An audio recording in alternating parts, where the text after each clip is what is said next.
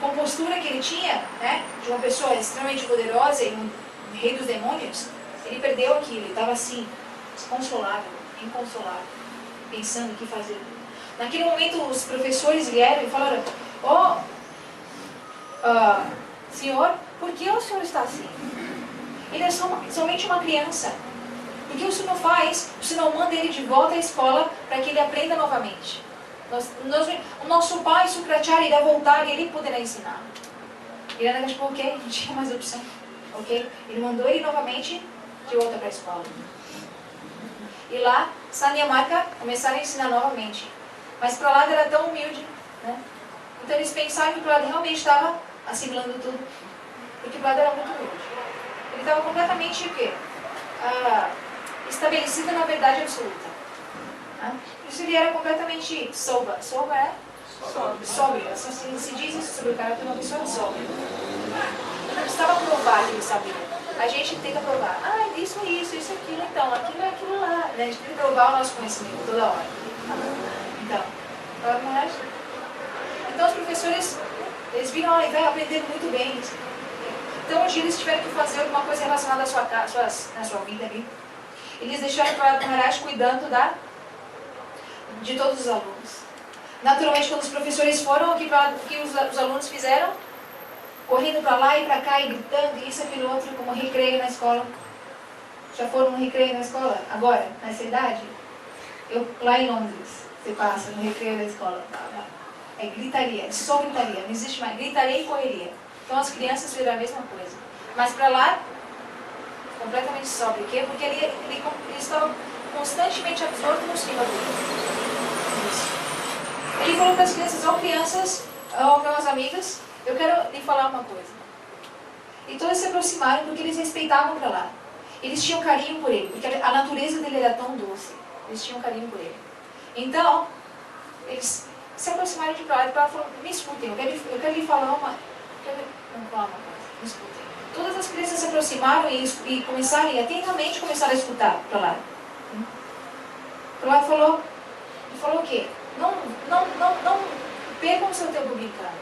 Ele falou o quê? Ele falou: Komara charit pragyo dharmam bhagavatam iha.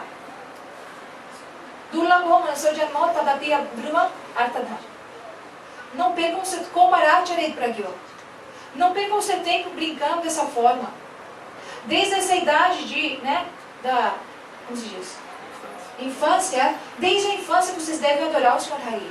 Porque essa forma de vida humana é muito rara. Não desperdicem essa forma humana. Porque existem 8 milhões e quantas? 400 mil espécies de vida. E muitos de nós passamos por talvez todas elas. De insetos para o que seja. 8 milhões e 400 mil espécies de vida. São muitas espécies. Dá até para duvidar. E 400 dessas espécies são humanas. 400 mil. 400 mil das 8 milhões e 400 mil são espécies humanas. Uma é o quê? O carioca?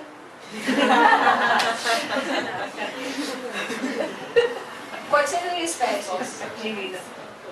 Então, lá no Maharaj está falando para os alunos: não percam seu tempo. Desde a infância, vocês devem adorar o Senhor. Paulista que é paulista, não está nem aí pro Rio. Sim ou não? Eu sou paulista. Nunca liguei pra praia, não está nem aí. Uma vez eu fui para uma festa lá no Rio, eu achei um chato. Eu voltei para São Paulo hoje um dia. Então, a gente gosta de escuridão. Não, assim, chuva, né? Chuva, legal. Nublado. Então, Prahlada Maharaj. Prahlada Maharaj está falando para os alunos: desde a infância vocês devem começar a praticar a vida espiritual. Não esperem até vocês ficarem velhos, aí é a hora de perguntar sobre qual o objetivo da vida ou qualquer coisa dessas. Não. Mas para lá a gente tem tanto tempo. O líder dos meninos falou: nós somos crianças, a gente tem uma vida toda, depois a gente pode se preocupar com isso. Lá disse: não, desde a infância, porque essa vida, ninguém sabe quando essa vida vai terminar. E além disso, mesmo uma pessoa nesse mundo, né, otimistamente, não, Otimista não. Sendo otimista, sendo otimista, uma pessoa nesse mundo ela vai viver o quê? Uns 100 anos. Né? Uma pessoa otimista vai viver o quê? Uns 100 anos, né, Olivia? Você tem 100? Chega até 100, você acha? Acho que não. Acho que não. Até não, a maioria das pessoas acha que não. Mas assim, Clara Damares está falando, a média, né, uma média ótima, otimista, quer dizer, 100 anos. Né? De 100 anos, uma pessoa identificada com esse corpo material, o que ela faz? Prabhu, o que ela faz? Ela dorme. Não. O seu nome, Prabhu? Hare Krishna. Uma pessoa, o que ela faz? 100 anos ela vive. Uma pessoa vivendo nesse mundo material, em é absorta nesse mundo material, o que ela faz por 100 anos? Se ela tem su vida, ela pode cantar Hare Krishna. Em 100 anos, que o Maharaj está falando, 50 ela passa dormindo. Isso. Quantas pessoas dormem 12 horas? Talvez mais. Sim ou não? Quantas pessoas? Então, daquela pessoa que vive 100 anos, aquela pessoa que pelo menos dorme 12 horas, 50 anos ela passa o quê? Você acredita, Olivia? Mas calcula. A primeira vez que eu ouvi, eu falei, é impossível. Mas sim, 12 horas é metade de um dia. 24. Eu calculei. É verdade. Impressionante. 50 anos dormindo. Quanto tempo é isso? Mais de um. Se for 8, já não tem. Okay. Se for 8 horas, já não tem. A gente está falando 12. A minha 12 horas. O Adamar está falando 12 horas dormindo. 50 anos aquela pessoa perdeu o que dormindo? Os 10 primeiros anos, o que acontece na vida daquela pessoa? Os 10 primeiros anos, de 0 a 10, ela corre de lá para cá, como o quê? Como um cachorro sem dono, animal, né? Correndo para lá, chorando, fazendo isso, comendo, fazendo cocô, o que for. Sim ou não? Essa é a vida, sem responsabilidade nenhuma. Dos 10, aí são mais 10 anos. 60 anos. Quantos anos sobram? 40. Ok? 10 anos, ok? Dos 10 ao 20, o que ela faz? Ela se ocupa em estudar, em, né, tentar se tornar alguma coisa aos 12 anos. Ela forma uma opinião aos 14. E assim ela passa 10 anos, 20 anos. Então, mais 10 anos são 70 anos. 30 anos sobram. Ok? Mas dos 80 aos 100, aqueles 20 anos são inúteis. Fisicamente, você não pode fazer quase nada. O seu corpo tem tantos limites. Você está tão limitado que quanto você consegue fazer? Né? O máximo que você vai fazer é reclamar do tanto de dinheiro que o governo te dá de pensão. Aposentadoria. Qualquer coisa. 20 anos. Quantos anos sobram, Ana Paula? 10 anos. Em 10 anos a pessoa tenta o quê? Se firmar numa profissão, casar, separar, casar, namorar. Isso. Juntar dinheiro, assim, né? Ir na faculdade, no cursinho, não sei o quê, né? Tentar conseguir um emprego na loja da Apple, ou qualquer lugar. Qualquer besteira. E aí o que acontece? Toda a vida passa, sem a gente perceber. Sim ou não? Alguém já pensou alguma vez na vida que tanto tempo a gente passa dormindo, talvez? Já pensou? Eu nunca pensei, eu nunca tinha pensado. Nunca tinha pensado nisso.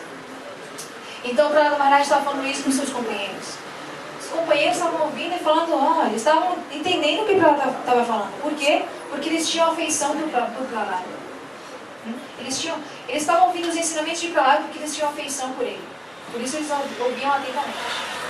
Não como a gente ouve, vem, no final, então você falando, fui, então também quero realização lá. Ok? Alguém pode ter realização como alguma coisa material de Krishna?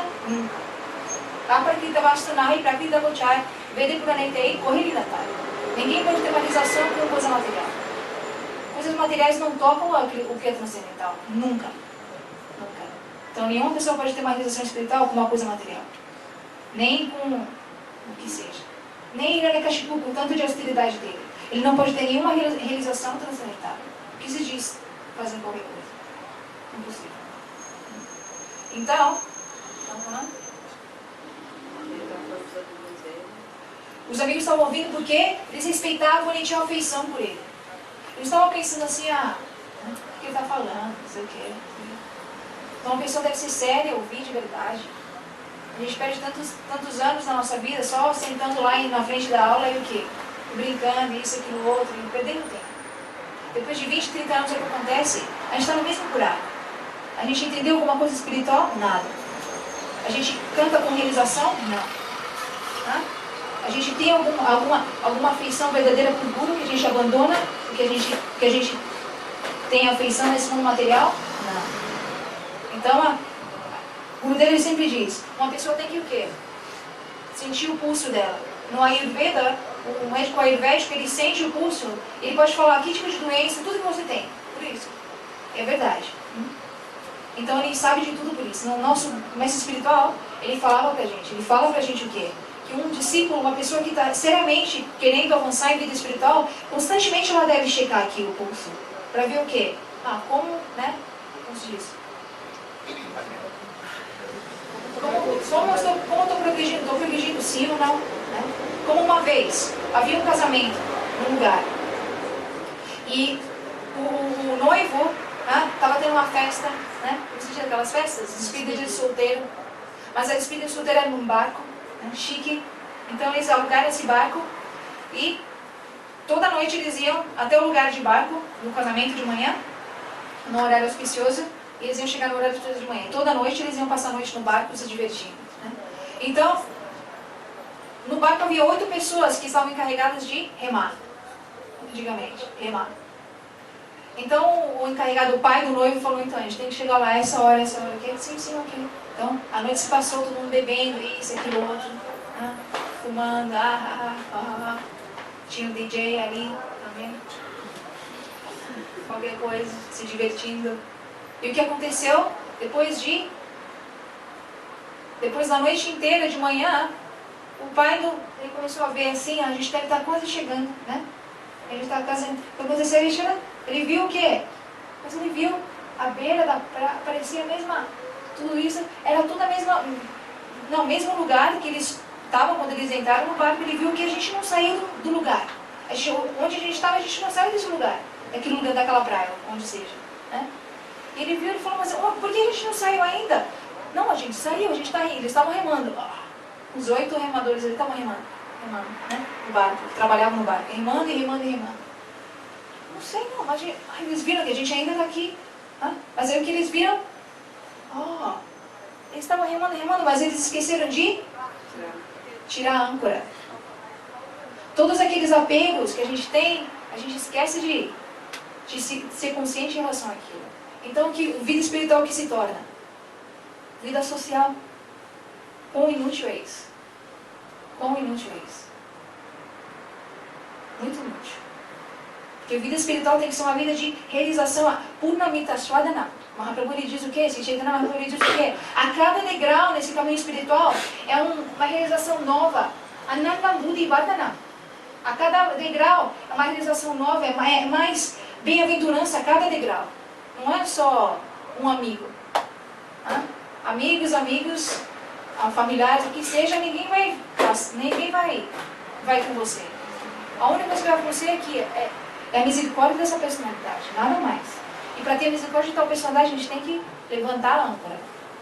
Então, isso é um discípulo ou qualquer pessoa consciente em vida espiritual, ela vai pensar nisso.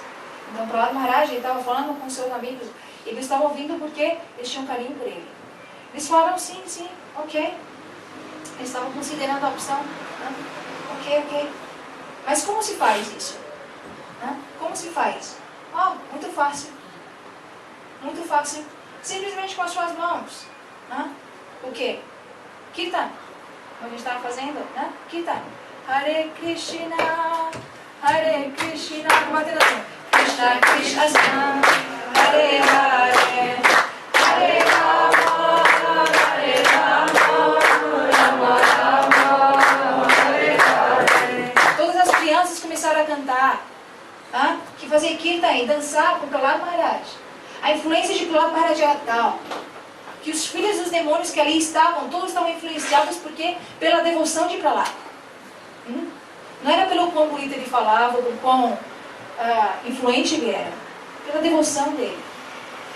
A gente senta na frente de guru, a gente senta na frente do sadhu, né? Então a gente tem que tocar no pulso e ver aquele sadhu, a presença dele tem que me influenciar também. Aquele sadhu não é menos do que Prahlad Maharaj. Aquele sadhu é tanto quanto Prahlad Maharaj, se não mais. A devoção dele é mais profunda do que a de Prahlad Maharaj. Então, né? O quanto eu tenho que ser influenciado por aquilo. Mas tem que levantar a âncora. Não pode vir com a âncora. Andar com a âncora. Não vai para lugar nenhum. Então, para de ser irmão. Prahlad Maharaj, ele influenciou os meninos assim, os meninos cantando. E gradualmente, Sandhya e a Marca voltaram. Eles viram aquilo acontecendo. E gradualmente quem veio? Irado? Hiranyakashipu. O que está acontecendo aqui? Irado. Estou com energia. Ele está virado. Senão fazia um teatrinho. Normalmente tem. Eu pensei, vamos fazer um. Então, Hiranyakashipu ele veio, irado. Ele parou com tudo aquilo. Ele queria imediatamente matar para lá. Ele começou a gritar com Prahlad e falar, né, como ele era o inimigo de toda a raça dos demônios. Ou Prahlad, assim como você é como aquela na floresta de sândalo, árvores de sândalo muito belas. Você é aquela árvore de sândalo que faz o quê? Que o caçador vem, corta aquela árvore e põe o quê? O machado. Sim, machado que se chama? Ele fixa aquilo no tronco de uma árvore, pequeno que seja, e com aquele mesmo tronco que ele faz, ele destrói toda a floresta. Ele falou assim para lá: você é tal pessoa, pela sua devoção pelo meu inimigo Vishnu. Ele falou assim: agora eu irei te matar eu com minhas próprias mãos. E para lá, o quê? Olivia? Nenhuma coisa de medo. Por quê?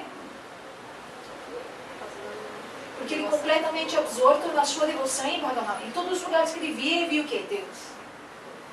Krishna.